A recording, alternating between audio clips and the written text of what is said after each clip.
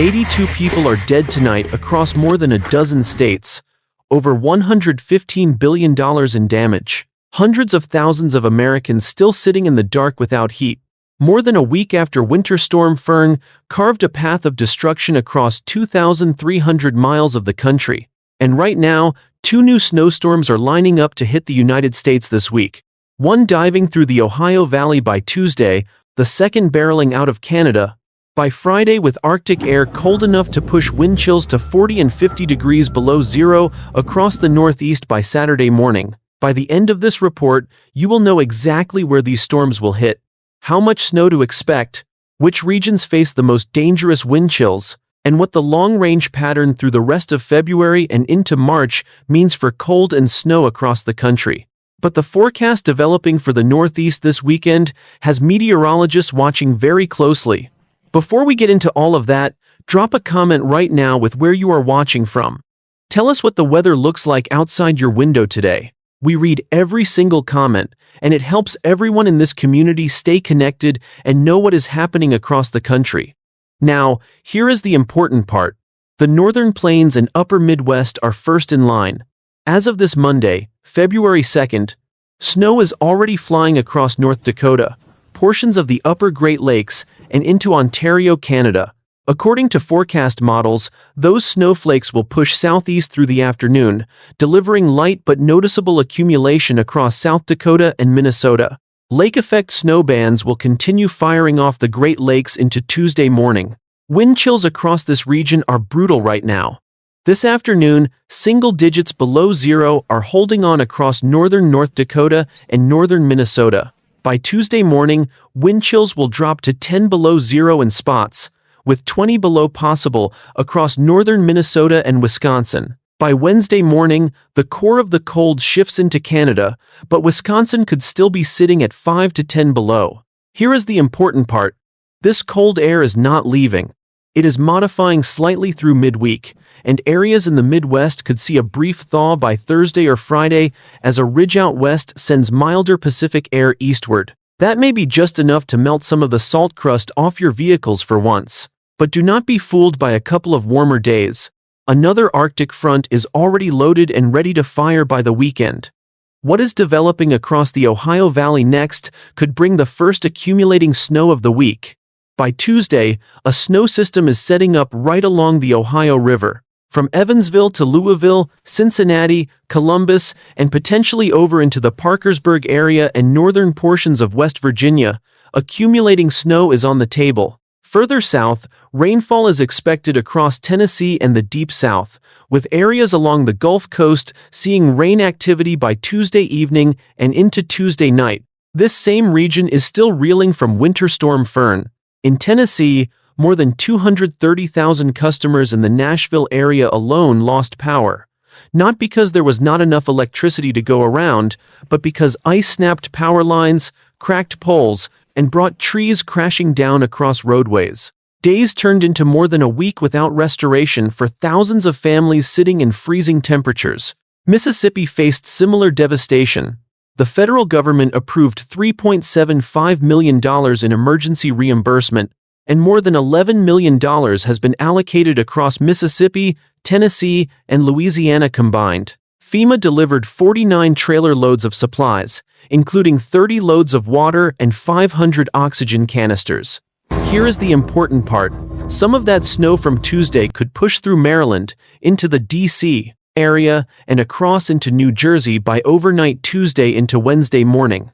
Snowfall totals through 7 a.m. Wednesday, February 4th, are expected to remain modest at an inch or two, at most through the Ohio Valley and Mid-Atlantic, but for communities still recovering from Fern, any additional weather creates compounding problems. The situation developing further east, however, demands even more attention. The West has been remarkably quiet this winter, but that is about to change. A storm system is taking aim at the Pacific Northwest for the upcoming weekend. By Saturday morning, February 7th, moisture begins moving onshore. By Sunday, February 8th, the Sierras and the Cascades will be picking up significant higher elevation snow, while lower elevations across western Washington, western Oregon, and into northwest California see rain. Models show this system persisting into Monday, February 9th. Here is the important part. Snowfall totals for the Sierras could reach 2 to 3 feet, delivering a major boost to the watershed out west that has been waiting for this kind of replenishment. The northern Rockies into Idaho, Montana, and Wyoming will also pick up accumulation. In lower elevations, 1 to 2 inches of rain could fall in a short period across western Washington and Oregon and the northwest California coast. That is enough to cause minor street flooding. Low-lying farm fields, ditches, creeks, and streams will need to be watched closely. For a winter that has delivered very little to the west, this is a welcome pattern shift. But will it last? The extended outlook later in this report tells a very different story. What is developing across the Great Lakes and the Northeast for late this week, however, is where the biggest impacts of the next 7 days will be felt. This is the forecast that demands the most attention right now. A second, much stronger clipper system is diving southeast out of Canada late this week, and it is aimed directly at the Great Lakes and the Northeast. According to forecast models, the energy for this system begins organizing over Saskatchewan and Manitoba by Wednesday at noon, bringing accumulating snow through southern Canada Wednesday into Wednesday night. By Friday, February 6th, lighter snow and an Arctic front will be sweeping across the Great Lakes and into the Northeast. By Saturday, gusty snow showers could be hitting New York City, Portland in eastern Maine, Albany, and the Boston metro area. Snowfall from this system will be in the 1 to 3 inch and 2 to 4 inch range across a wide swath from Saskatchewan through Manitoba, diving southeast into Ontario, through the Great Lakes, and into New England. But here is the important part. The snow is not the biggest story. The Arctic air riding in behind it is. By Friday, wind chills in Manitoba and Ontario will plunge to 30 to 40 below zero. By Saturday morning, that Arctic air arrives in the United States. Eastern Ohio, West Virginia, and the Northeast, mainly New England and upstate New York, could see wind chills drop to 40 below zero. By Sunday morning, wind chills of 40 to 50 below will expand across more of the Northeast, covering eastern New York, Vermont, New Hampshire, Massachusetts, and into Maine. Some spots in northern New England into Quebec could reach 55 below zero. Remember those 82 deaths from Winter Storm Fern? Emergency managers warn that the same dangers are in play. Hypothermia risk rises fast when temperatures drop this far below freezing. People turn to unsafe heating sources. Carbon monoxide exposure becomes quietly deadly. This weekend, a bomb cyclone already slammed the East Coast with heavy snow, wind gusts near 60 miles per hour, and blizzard conditions on top of the damage from Fern. AccuWeather estimates this new storm, combined with the deep freeze pushing into central and southern Florida, has caused $13 to $15 billion in additional damage and economic loss. That is on top of the $105 to $115 billion from Fern itself. For the millions of people across the Northeast, the question is not whether conditions will be extreme this weekend. It is whether communities still recovering from back-to-back storms can handle another round. What forecasters see developing beyond this weekend could define the rest of February. Looking ahead, the long-range pattern through February is shaping up in a way that will surprise some people. The stratospheric polar vortex is splitting. The main lobe is sitting over Asia and Europe. A secondary lobe is positioned over North America. According to teleconnection data, the East Pacific Oscillation is trending significantly more positive heading into the first 2 weeks of February. That means more troughing in Alaska and more ridging downstream into the lower 48. Here is the important part.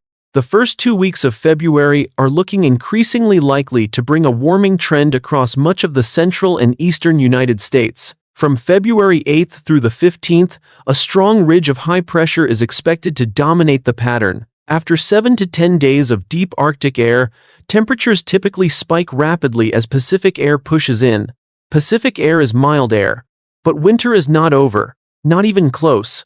By the third week of February, cold begins reloading across Alaska and western Canada. That Arctic air starts pushing south into the southern Canadian prairies and into the northern and eastern United States by the fourth week, roughly February 22nd through the 28th. Snowfall prospects increase again for the Northeast and the Pacific Northwest during the third week.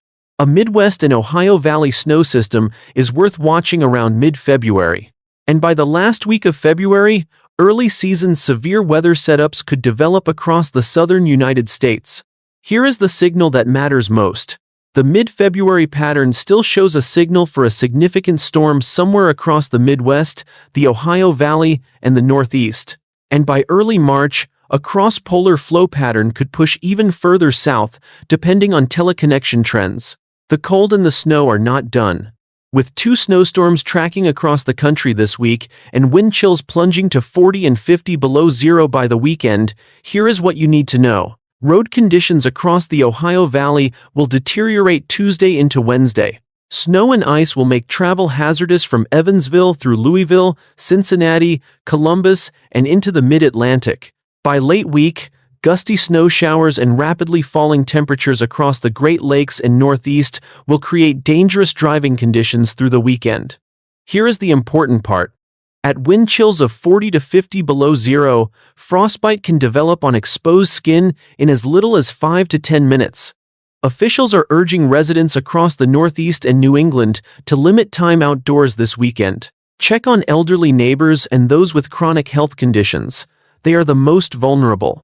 Do not use generators, grills, or gas stoves indoors for heat. Carbon monoxide poisoning has been a leading cause of death during this winter's storms. If you lose power, have a plan. Know your nearest warming center.